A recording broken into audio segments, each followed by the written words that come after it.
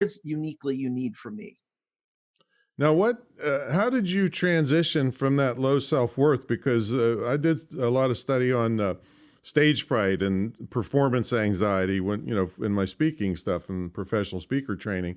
And a lot of people that have it were told, just like you were, sit up and shut up. Kids should be, seen and not heard and things like that. So, how did you make the transition? What we're talking about here, the tools that you're using? Well, for sure. One of the things we're an assessment company and I believe in assessment. So an example is if you go to your banker and you're looking for a mortgage and you just say, listen, I'm not going to give you financial statements. Of course, they just laugh you out of the Hmm. place. Or if you went to your doctor and they sit across the table from you, Tom, and says, I think your blood pressure is this without putting the blood cuff on. So everywhere in life, we do assessments, we do a measurement.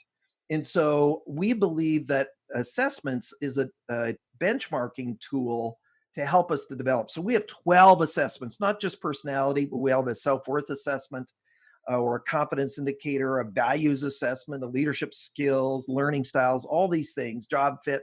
So all of these in pieces are pieces of the puzzle. So, your question around developing self worth, first of all, I never had stage fright.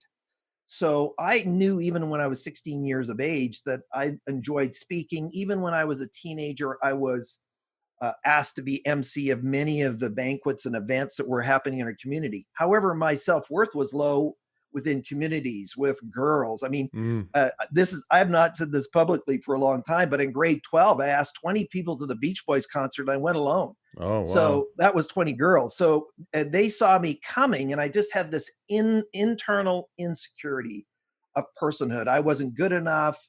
I actually tried to commit suicide when I was 19 years of Oh, age. geez.